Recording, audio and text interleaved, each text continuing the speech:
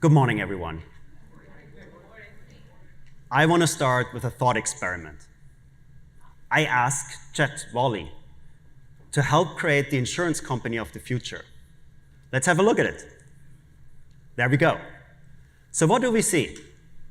We see customer service agents that are really working on their customers, not having administrative burden, but can really have information at their fingertips and serve them to solve their problems. We see underwriters that use the latest technology, geospatial images, satellites, and drones to make better underwriting decisions. Claims adjusters that get live feeds from netcast events as they unfold. And we see climate models powered by quantum computing. And all of that with a highly engaged workforce that is literate in AI, technology, and data. And with all of that, customers are very satisfied. Now, does it sound exciting? Probably does, but we're not there yet. The insurance company of the future doesn't exist. But the technology that is powering the future is evolving at an incredible speed. So we might get there much earlier than we think. And so I wanted to take the opportunity today to talk a little bit about where are we in the insurance industry today? What are the themes and trends that we see? And then what does it take to get to the insurance company of the future? So let's start by taking a step back. Where are we today? Starting with data and technology. Dan, you were mentioning these variations that you see. And if you think of the data and technology that we observe in many of our clients today, it sometimes feels like we're back in the age of a dial-up internet service. There's a lot of fragmentation in data. Data is trapped in PDFs. We can't get it out. Systems lacking universal standards of data exchange. A lot of friction of how we get data between the different players. Disconnected systems.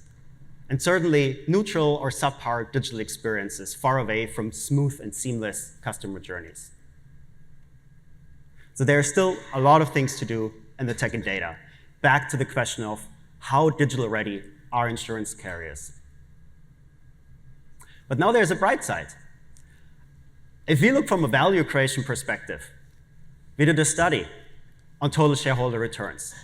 Total shareholder return is a measure that basically combines dividends, stock appreciation together to see of what is the shareholder return over a certain period. When we look at that, the P&C industry in the US is doing exceptionally well. Insurance is a beautiful business, low volatility, and the book of business is renewing. And that is appreciated in the stock market.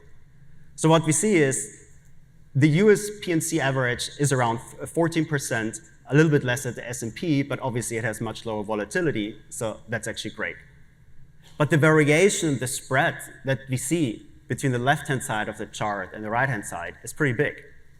So you see on one hand side, some of the specialty insurers that have 20 and 30s returns.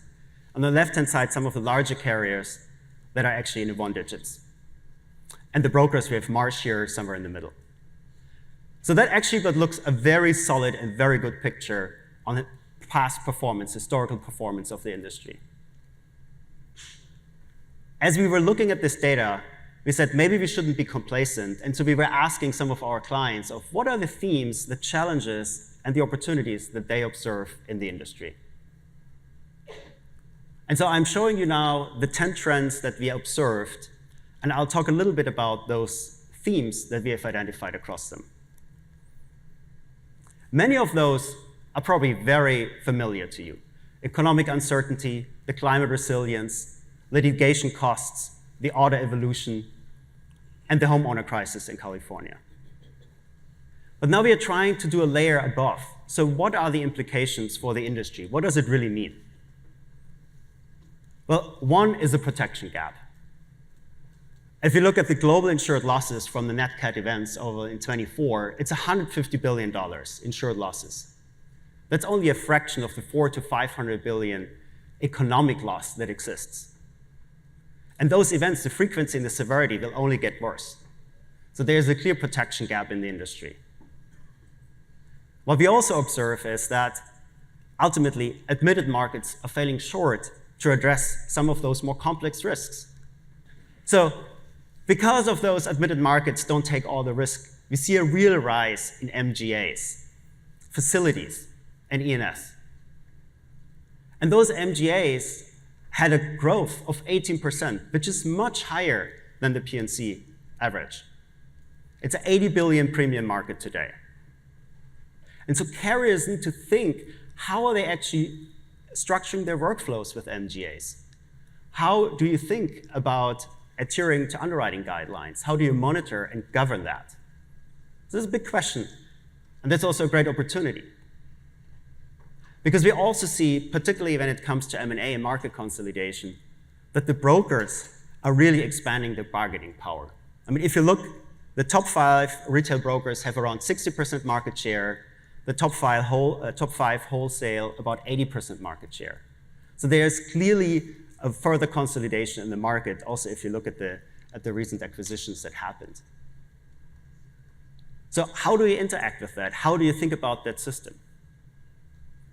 Insurtech is another interesting space. Many of the smaller and mid-sized carriers don't have the CapEx power that they can invest millions of dollars in new technology. So thinking about the ecosystem and how you partner with other partners and how you create the workflows and the data exchange with the challenge of the friction that we discussed earlier and all these variations, how are you going to manage that? And then finally, cycle management, from reactive to proactive cycle management, really thinking about how you connect portfolio management, risk pricing, risk selection. How is this going to work? You need more operational agility.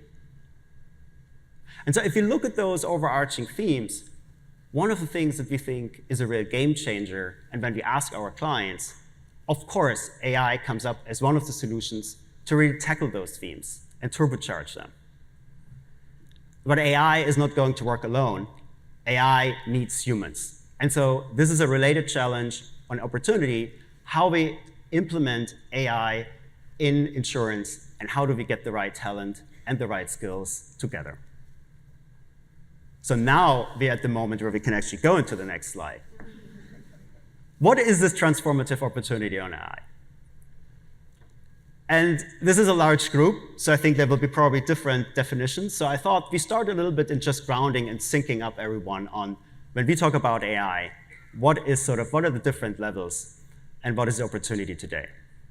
So first, if you go all the way back on the left-hand side of the chart, rule-based technology, rule-based logic. That's basically if-then, a digital decision tree, and basically the humans have defined some rules, and then a computer is executing upon it. So if you put that into example in insurance, it could be a simple claim, under $1,000 in auto.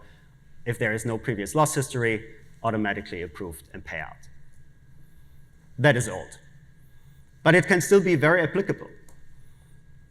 Then the next generation was machine learning. So machine learning is a bit different because it learns from data and is improving over time. And so there are algorithms that are using patterns to improve and make predictions based on historical patterns.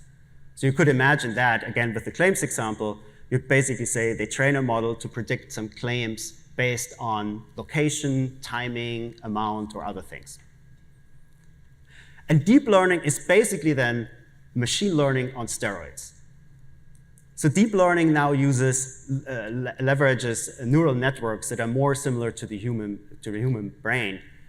And that basically allows you to handle also unstructured data, which hasn't been possible in the rule-based thing. So the unstructured data really makes a big difference here. And so that example here would be that you analyze thousands and hundred thousands of car crashes and then determine the severity of that accident. Now the game changer in GenAI is that it actually, again, leverages neural networks, large language models, but is now also able to create new content. Can be text, can be computer code, can be images. We saw one of these images at the very beginning of this. And it works by being trained on massive, massive data sets. Like, think about the whole internet, right?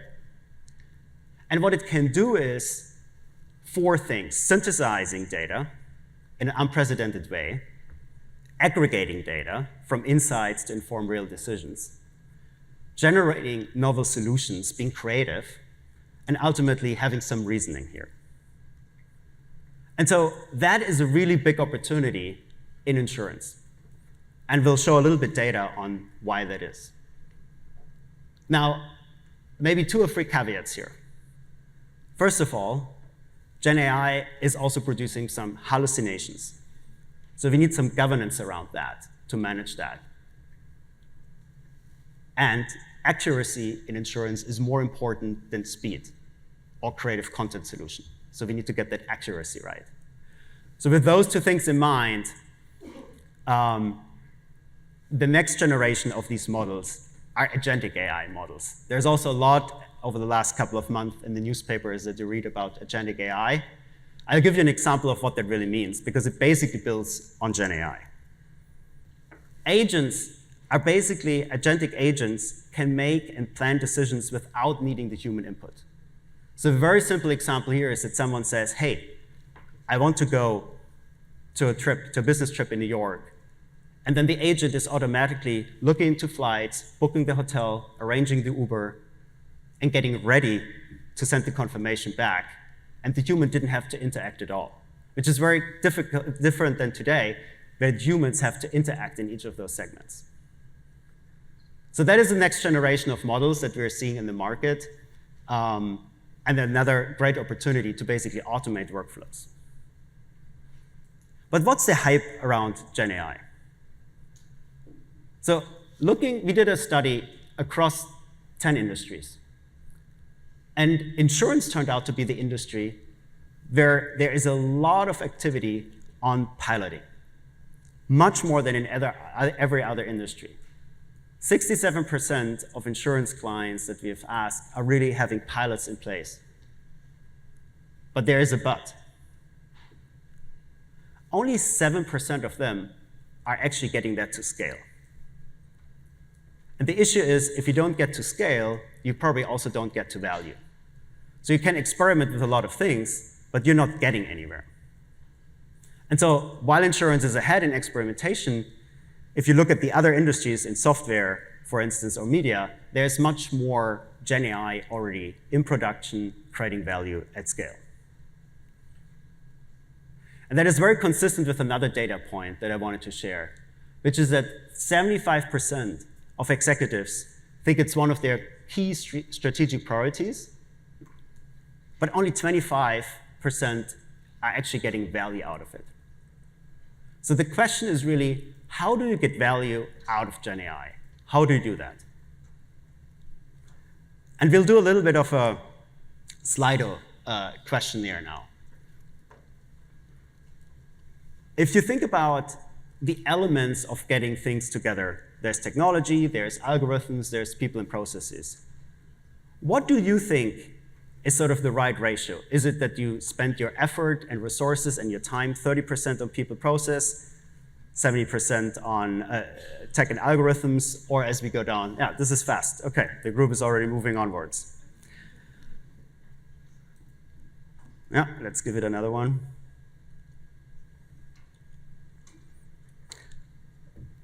Yeah, this seems to be a really smart group of people.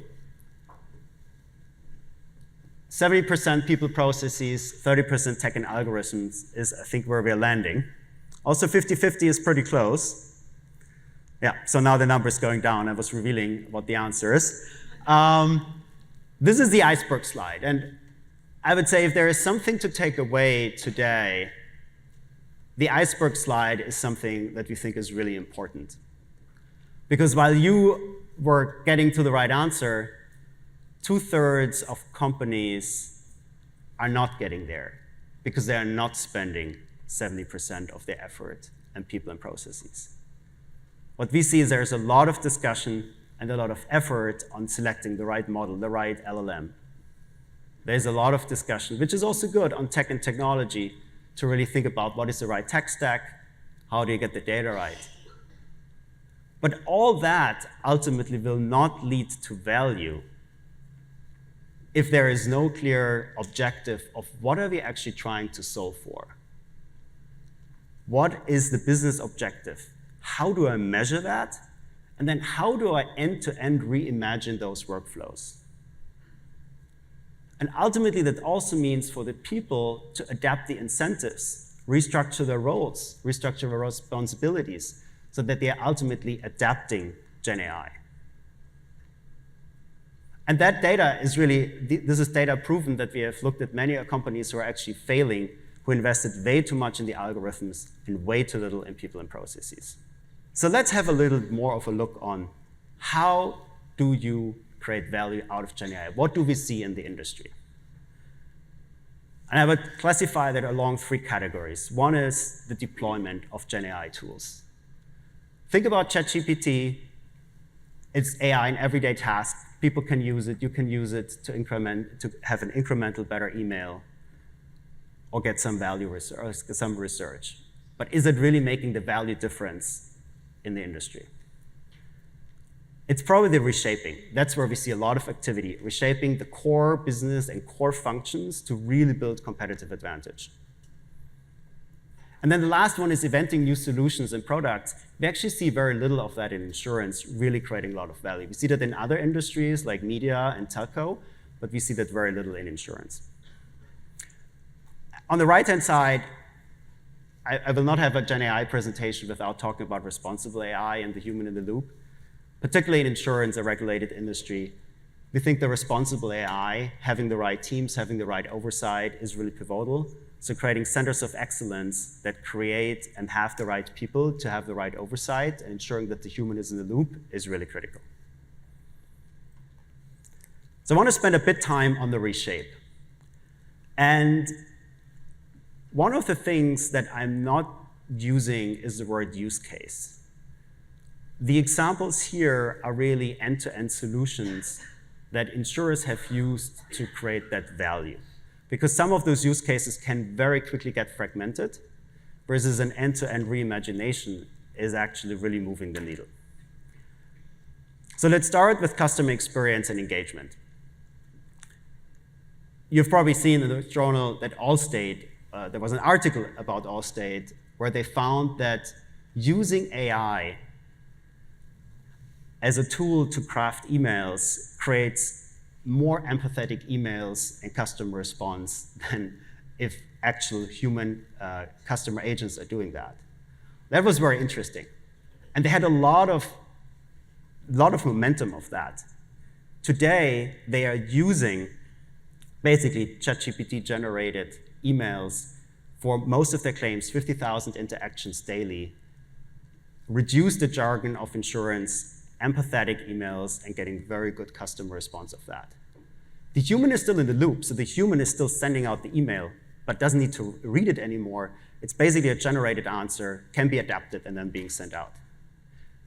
I'll show you later a video of a demo of an in-production agent assist that is doing that very similarly.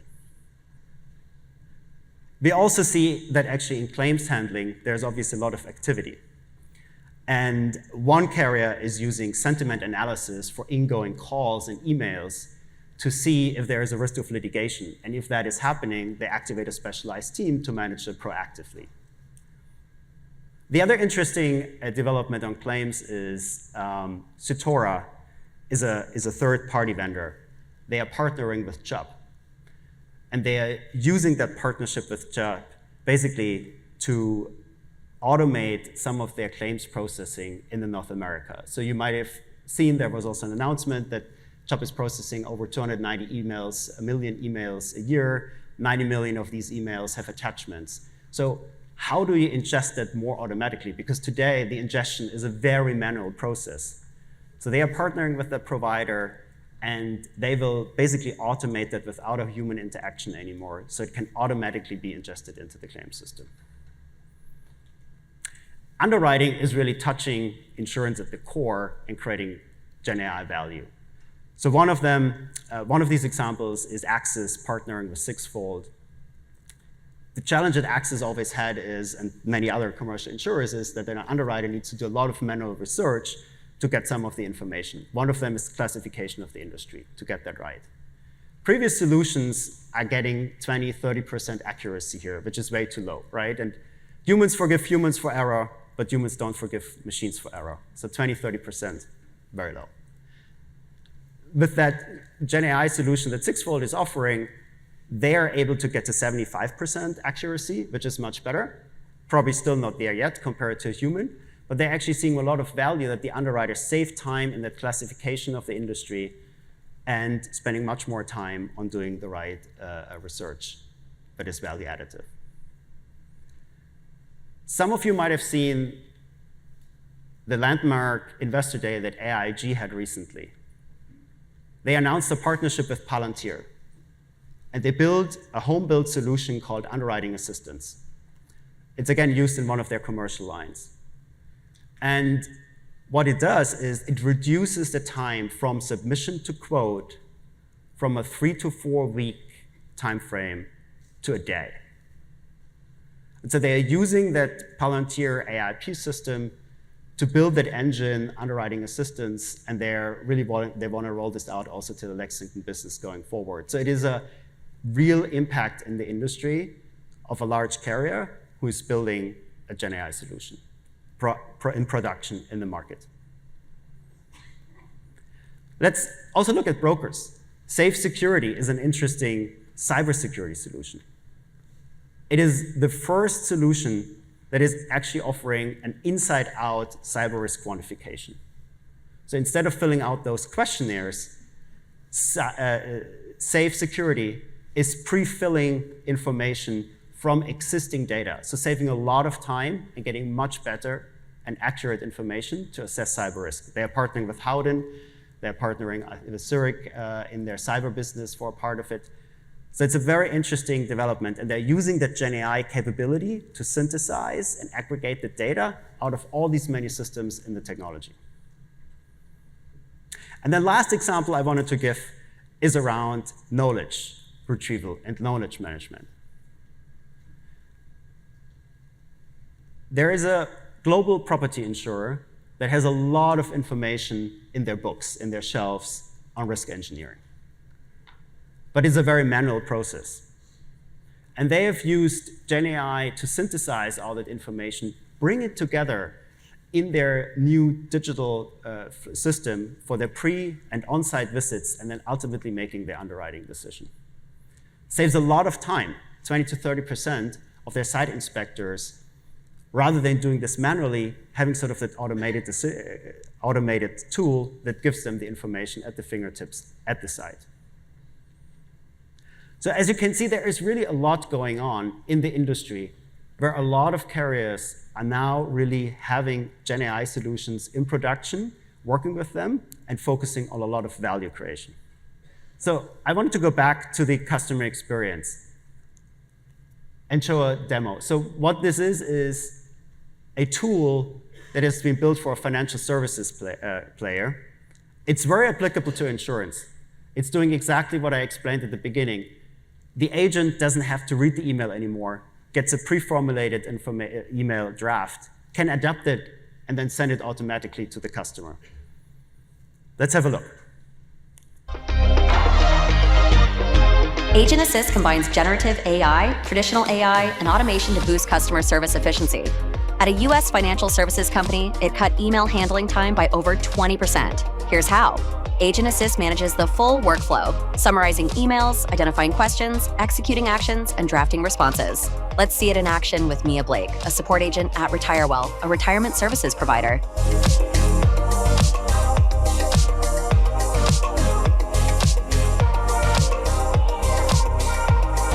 In this case, a client asks if employee Mark Lee is eligible for the 401k plan.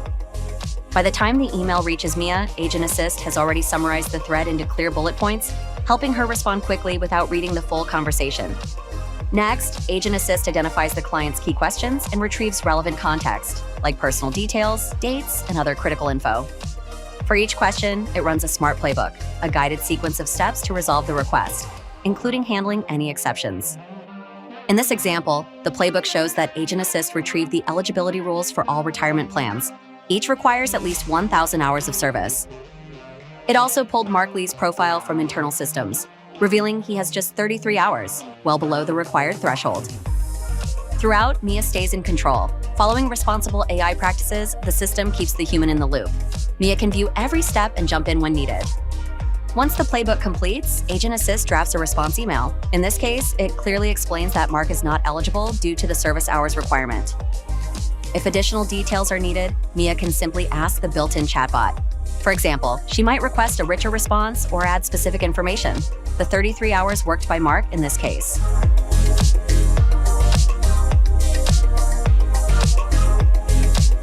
When she's satisfied, the email is ready to send. Mia can send it through Salesforce with one click, quickly, confidently, and with full transparency.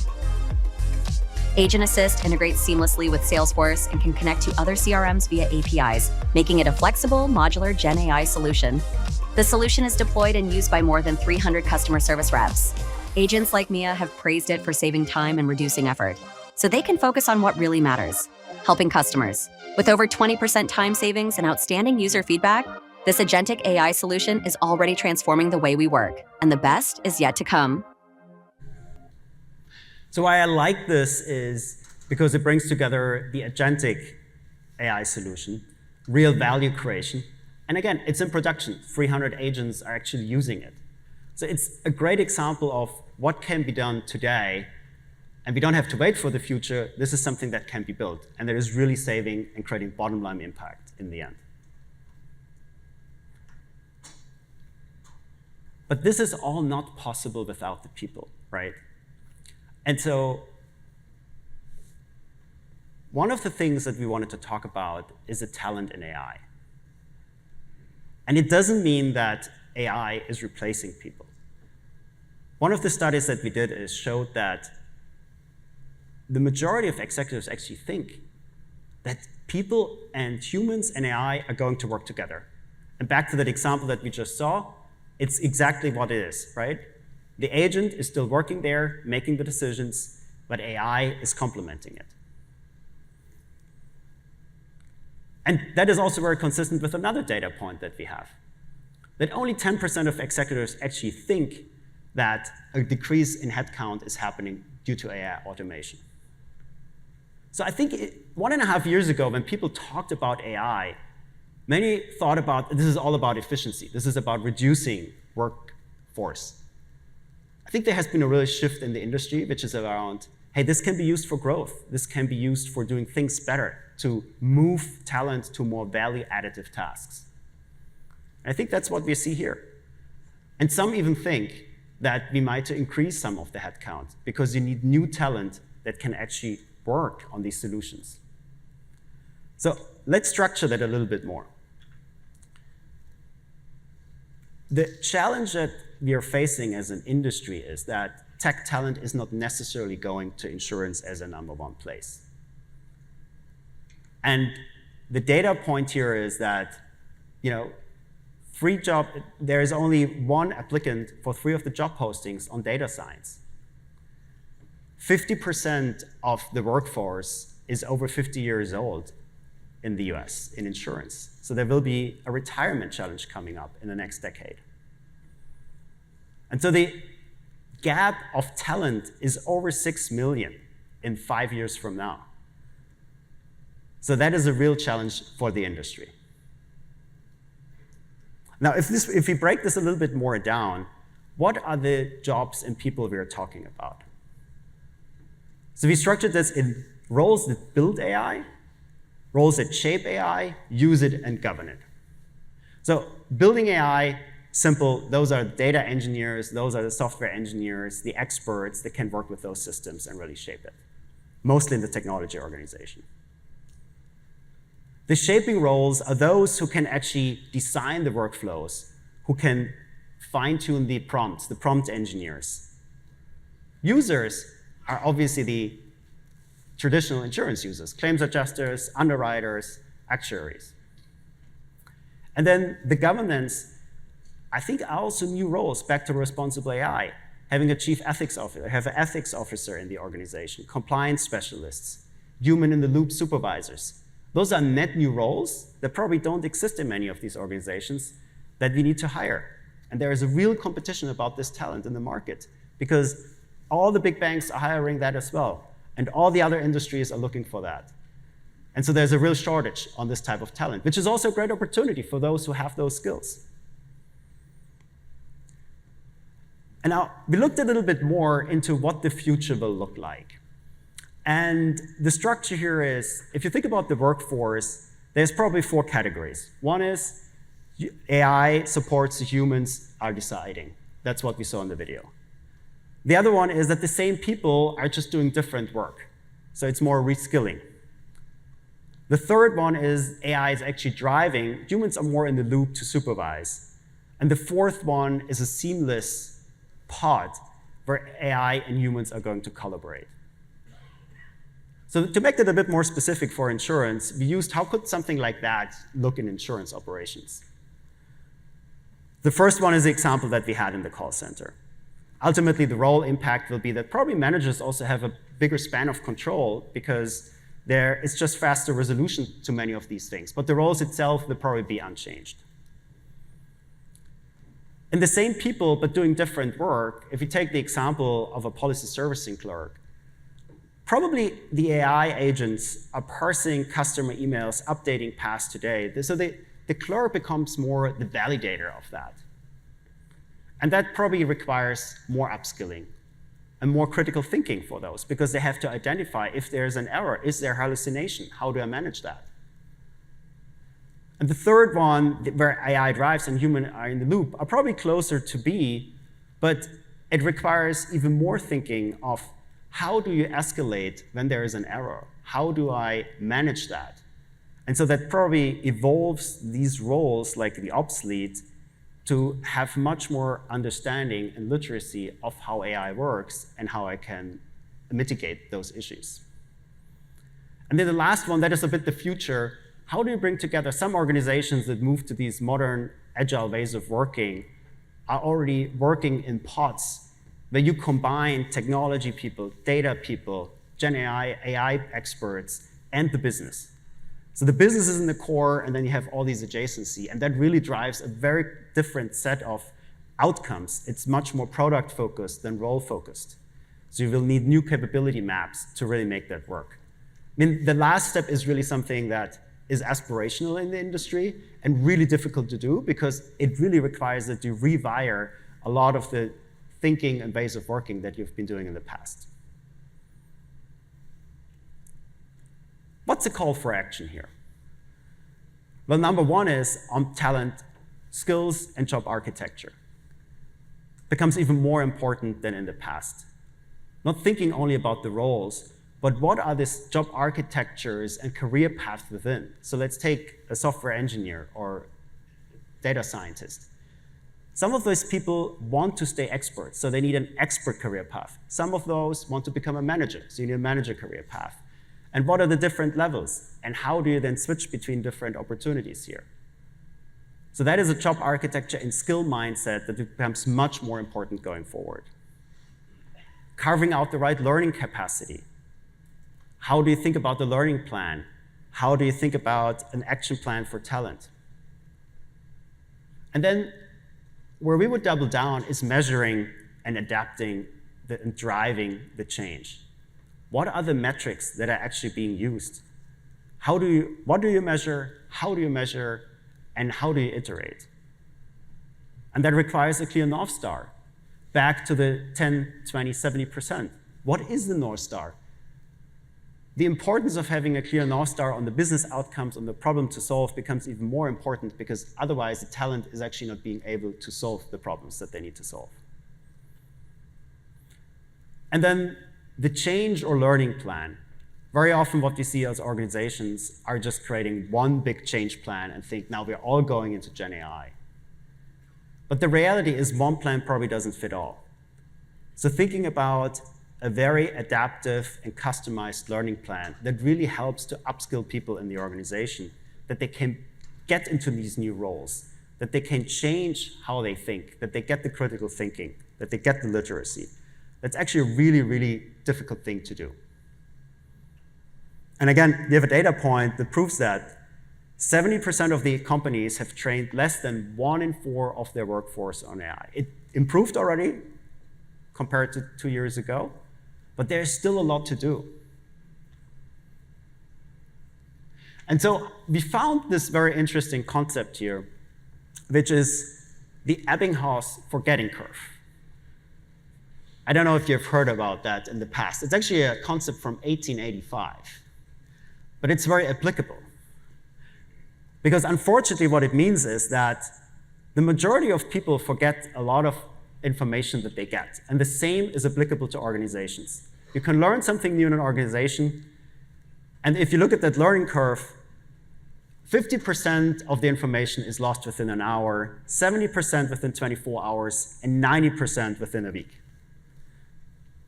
I hope you won't forget that. Maybe that's in the 10%. But that concept needs to be flipped, right? And we're working a lot with Karim Lakami, who's a professor at HBS, a real expert in GenAI. And so we're working with him, how can you actually flip that forgetting curve into something that creates skill-based behaviors? And the obvious solution here is a lot of repetition.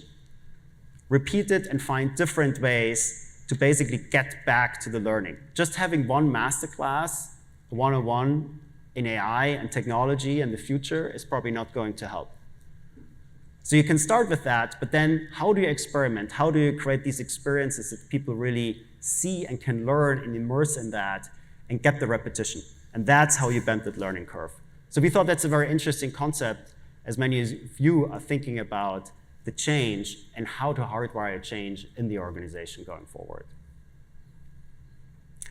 Now, it all comes back to the insurance company of the future.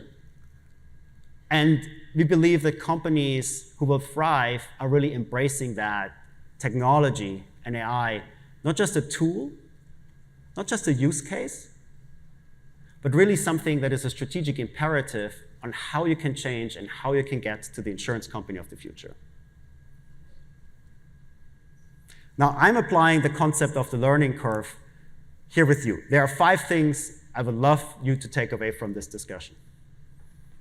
How can you win with GenAI? Number 1, looking around the corner. What do we mean by that?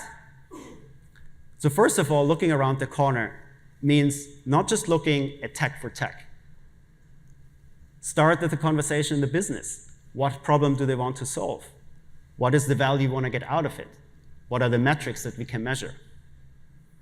And then really thinking hard, is GenAI the technology to solve that?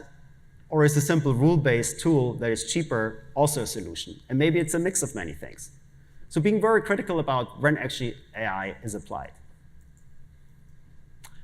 Number 2, focus and ROI.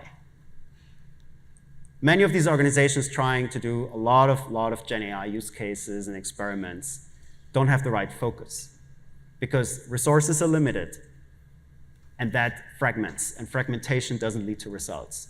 To focus on things and doing them really well, and then focusing on getting the ROI early, not in 6 or 7 years from now, but in 6 to 12 months from now, in a very agile and operating speed, that would be the way to go. Number 3, the iceberg, 10, 20, 70. I hope nobody's going to forget that today. You were all answering it right. Really investing 70% of the effort in people, processes, and adapting the workflows. Really critical to get to the outcome and the value. 4, flexible infrastructure and data. We don't know what technology, what is coming after agentic AI, right? Could be artificial general intelligence, and we don't know how that will look like, what systems are used, what are the models that are being used. So creating an infrastructure and technology stack that creates optionality so that you can plug and play new systems or partner with others if you don't want to spend in building it yourself is really critical. So this is all about flexibility, creating optionality for the future. And then the last one is all about adoption and trust. If nobody's using a system, it was a bad CapEx investment.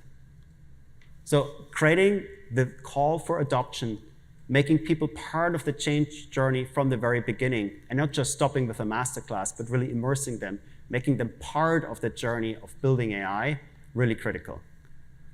And with that, you create trust, and with trust, people are going to use it. So I hope you enjoyed this. I hope you had a couple of good takeaways. If you want to read more of that, please use the QR code for our report. We have much more information in there. Happy to be around, answer any questions. It was a pleasure being here. Thank you very much.